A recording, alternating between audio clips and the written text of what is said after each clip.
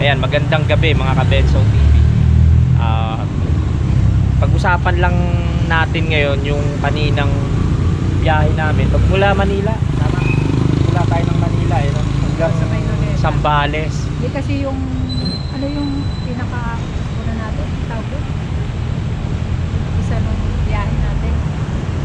Manila? Ano nga tawag doon? Dagupan. Di, ano Ay, tawag Dagupan. doon? Sa pag-umpisa ng biyahe, ang tawag, sinabi sa kanila sa starting point. Ayun, starting point. Starting point namin is doon sa Luneta. Nagtabi kami bago kami bumiyahe papunta ng Bulacan. Hanggang sa nandito na nga kami. Hindi namin sinama yung tapat namin ng bahay. Ito na yung pinaka-starting point is yung doon sa Luneta. Nag-umpisa yung biyahe namin.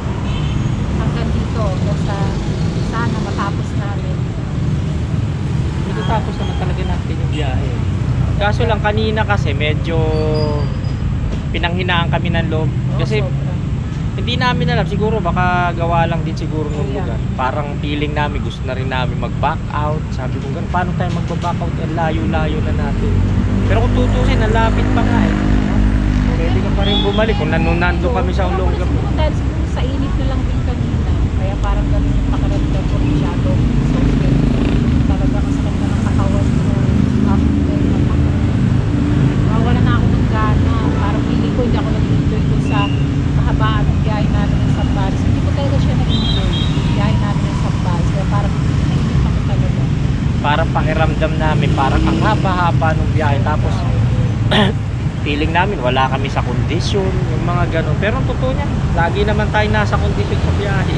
Meron Yan lang lang. talagang time na parang nakakaramdam ka talaga ng ganun. Hindi naman kasi lahat talaga ng rides is puro sasaya, puro meron talagang ganun. Kasama yung realidad talaga. Kasi yun naman po yung tema ng vlog namin, realistic po talaga yun. Pero nung bandang huli, nung nakalabas na kami ng Alaminos ba yun? Tama? Oo. Nung nandun na kami sa Alaminos, Enjoy ko parang na siya. nabuhayan kami ng loob Enjoy ko doon na kasi siya eh. Parang nawala yung pagod ko, yung antok ko, kahit di pa kami nagkakape. Nawala siya. Hanggang ngayon, hanggang dito. Marami kami na ngayon. Ito na, nasa Ligay na kami. so anong plano mo? Anong gagawin natin dito? Ikaw? Mag-i-stay tayo hanggang anong oras dito? Kasi ang aga pa. Parang wala pa yatang alas 8.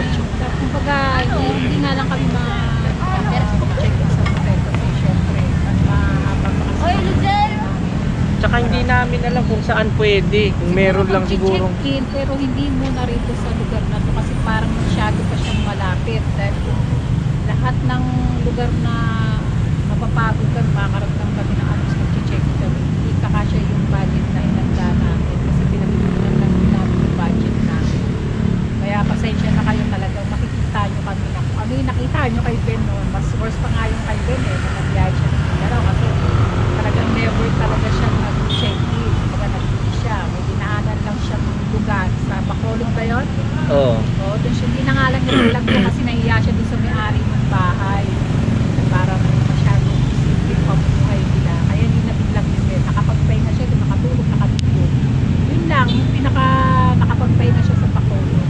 The rest noon, hanggang pag-uwi, hindi talaga siya nag-check-in. Eh, ito, parang hindi ko kakayan. Siguro dito, hindi mo na. Baka, ewan ko lang doon sa ibang lugar, talagang kailangan talaga. Bigay talaga ng time na makatulog. Ilang oras talaga yung 14. Sa ngayong kaya pa. Sinusubukan naming hindi mag-check. Pero sa totoo lang, mahirap talagang matulog sa Mahirap. kalsada. Talagang mahirap talaga. Unang-una,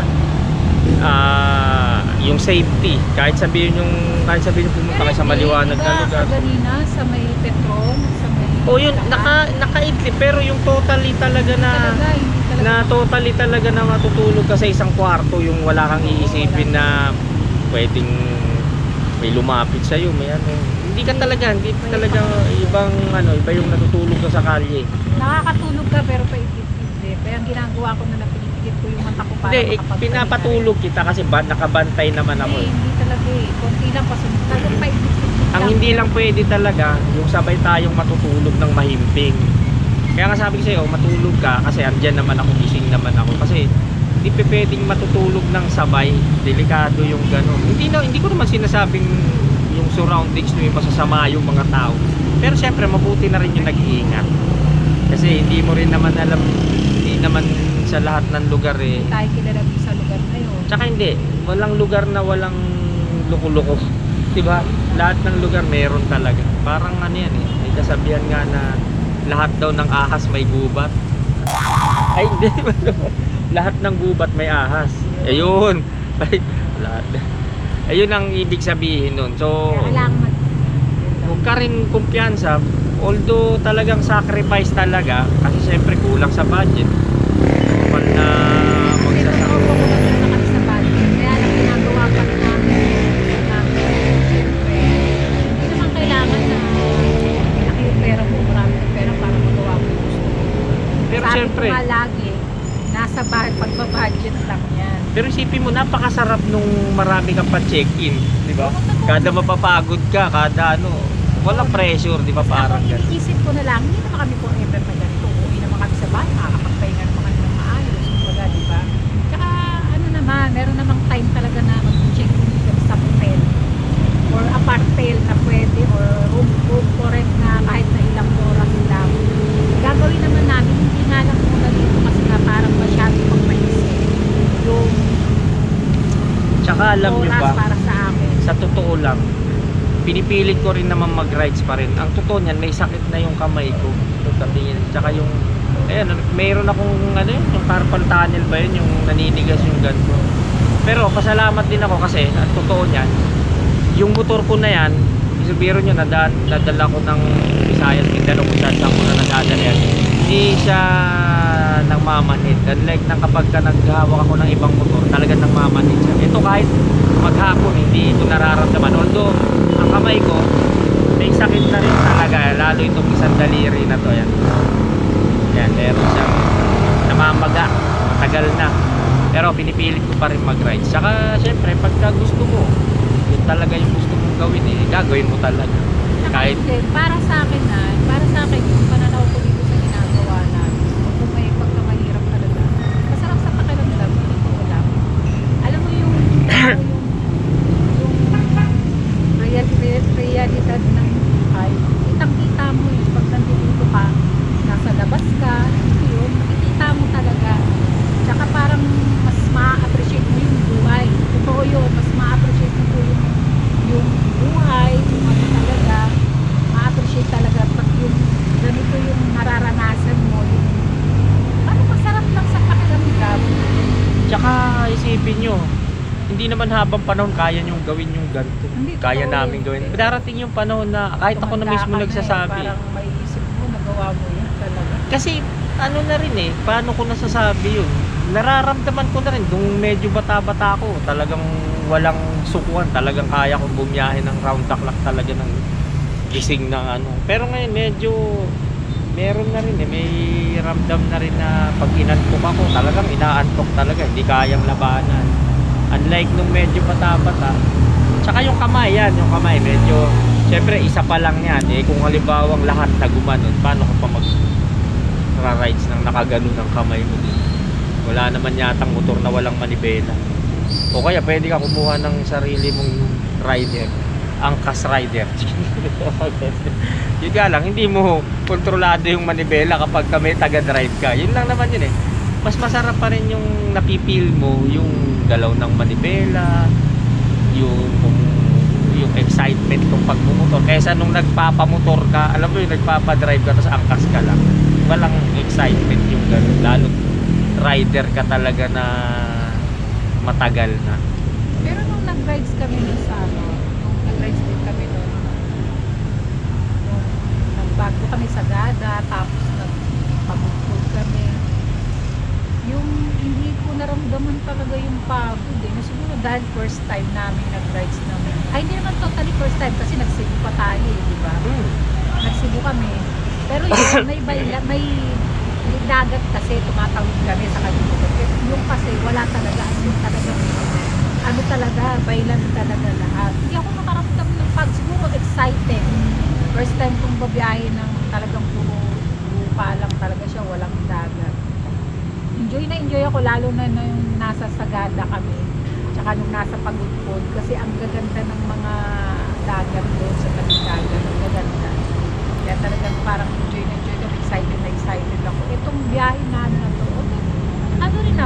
Hindi, ito na. Sabi ko nga sa'yo, nagbago kasi, nagbabago yung tema, nagbabago yung mood. Parang bumalik yung mood namin na masaya na kami sa ginagawa namin. Kasi syempre, hindi naman pwedeng sasabihin namin, hindi namin sasabihin yung totoo. Ang totoo talaga, tinamad na talaga kami kanina. Sobra. Kanina yon, pero ngayon hindi na.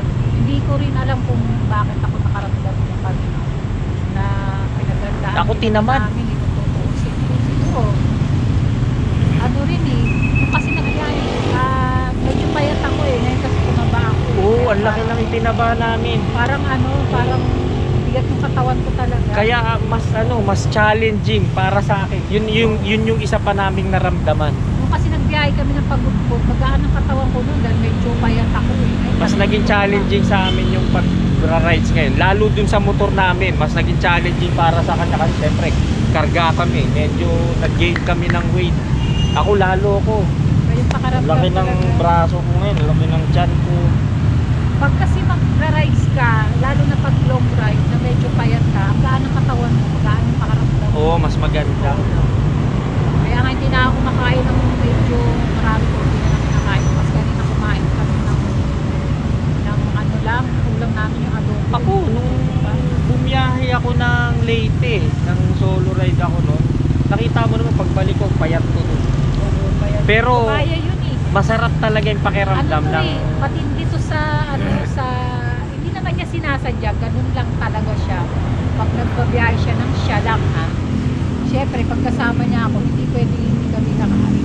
Tsaka pag ako bumibiyahe non-stop, as in talagang Ganun siya. may mga ano yun, may mga hindi ko na pinapakita na upload doon, pero ginagapan ko yung kahit hindi ako nagbibideo, ginagapan ko yung calcium, alam mo yun, Bicol, gano'n, gagapa ako niya, hindi na ako nagbibideo. Yan, pag siya kasama mo, malupit sa ang haba ng oras na hindi siya kakain, kaya yun. Hindi niya sinasadya, ganun talaga siya.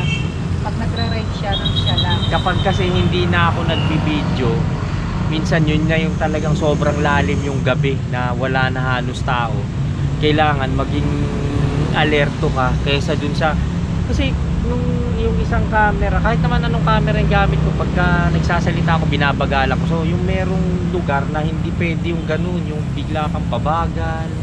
Pero kailangan lagi straightforward lang talaga yung biyahe mo. Kaya minsan, hindi na rin ako nagbablog dun sa mga alanganing lugar na round the clock ko talaga binibiyahe. Yun nga, pagkasama to, minsan nadadamay siya. Hindi gusto ko maranasan yung naranasan niya sa Bigaro na natutulog siya sa kalsada. Mahirap na, Gusto kong mahirap. mapil ngayon ginagawa namin. Gusto kong maramdaman. Mahirap, alam mo kung ang unang-una. Kasi pinanood ko kasi siya, kahit nga akong manga sa kanya natuwala sabi, inaya niya yun. Talagang wala talagang sa kalsada lang siya. Ang mahirap, ang unang-unang pinakamahirap, yung posisyon ng pagtulog. Yan. Paano ka matutulog? Lalo't maselan. Ako nga, hindi mo ako mapapatulog ng nakaupo eh. Mahirap, oo, sa totoo lang mahirap. Yung Kahit yung antok na antok ka, pag Di, higa ka wala. na, pag nasa public ka, hindi ka talaga Ang totoo, yung biyahe ko noon, nagkukunwari lang akong tulog. Pero nung pagdating ko sa bahay, doon na ako nakabawi ng tulog. Pero nagkukunwari lang ako noon, kunyari natutulog ako, di ba ba? Ang mahirap ba eh, para siyang para siyang tigibang saging bags. Nasa Mindoro ako, kunyari, binidyo ko, kunyari tulog ako, wala. Yung utak ko, gumagalaw, pero kunyari tulog ako. Pagdating ng Mindanao, sa may Surigao, kunyari tulog din ako. Pero naku, hindi ka makakatulog kasi Mahirap. unang-una yung surroundings mo, hindi mo kabisado. Hindi mo alam yung ugali ng mga tao, hindi mo kabisado yung lugar. Hindi ka nga marunong magsalita ng salita nila eh. Diba? Tsaka obvious naman pag nandun ka sa isang lugar, halatang daw dumayo ka lang dun sa lugar na yun. So kung ganun, extra caution ka dun sa extra ingat. Hindi ko naman sinabing tamang hinala eh, diba? Iba naman yung tamang hinala sa alerto, diba? Iba naman yung ganun. So parang ganun, marami kasing mga pwedeng mangyari, pwedeng basta mga ganun, basta always lagi iisipin nyo lang lagi maging mapagmasid kayo sa surroundings nyo kahit nasa ang lugar kayo. Hindi naman masama yun. Hindi naman tamang hinala ibig sabihin. Lalo siyempre pag kasama ko to. Pero pag ako mag-isa, unang-una mabilis akong tumakbo. Pangalawa, hindi ko naman sinasabing palaban ako, pero may time na hindi mo maiiwasan talaga na at least marunong naman ako. Ano yan?